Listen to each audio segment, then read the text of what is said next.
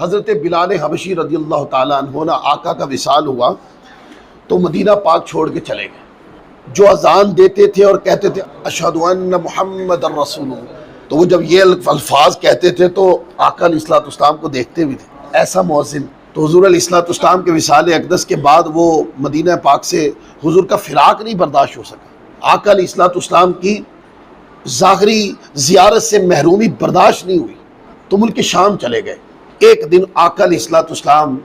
حضرت بلال حبشی رضی اللہ تعالیٰ عنہ کے خواب میں آئے اور فرمایا بلال وہ وقت نہیں آیا کہ تم ہمارے مدینے میں واپس آؤ۔ وہ صبح اٹھے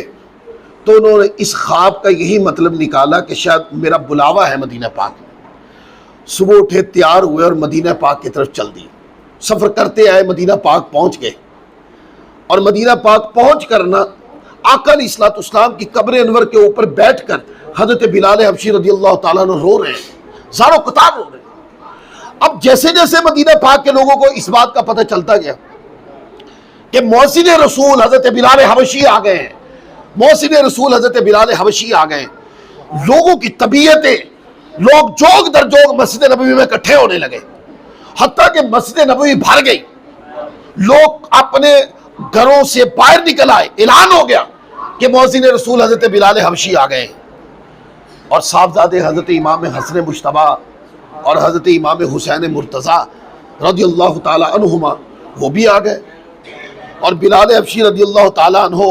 مزار پر انوار پر تھے اور آ کر کہا بلال آج وہ اذان سناؤ جو ہمارے نانا کو سنایا کرتے تھے۔ حضرت بلال حبشی رضی اللہ تعالیٰ عنہ نے عرض کی کہ حضور وہ اذان میں آقا کو دیکھ کر پڑھا کرتا تھا، میرے اندر اب وہ ہمت نہیں ہے۔ فرمایا کہ نہیں، آپ جو اذان ہمارے نانا کو سنایا کرتے تھے وہی اذان سنائیں۔ شہزادوں کا حکم تھا تو آپ اسی چبوترے پہ چڑھ گئے اور چبوترے پہ چڑھ کر حضرت بلال حبشی رضی اللہ تعالیٰ عنہ نے اذان دینا شروع کر دی۔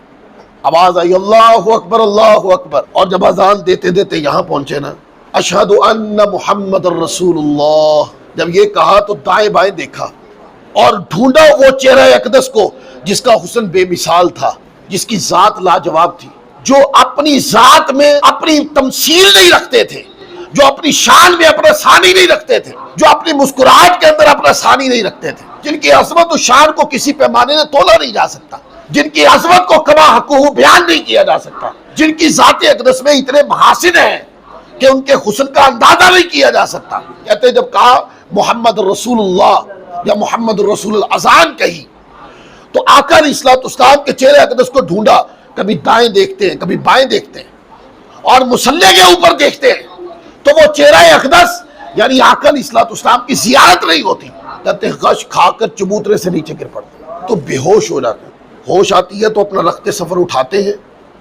اور اٹھا کر بھی شام کی طرف چل پڑتے ہیں، اور ساتھ یہ کہتے جاتے ہیں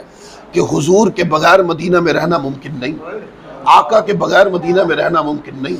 حضور کے بغیر مدینہ میں رہنا ممکن نہیں، یعنی آقا کی زیارت کے بغیر مدینہ میں جینا ممکن نہیں۔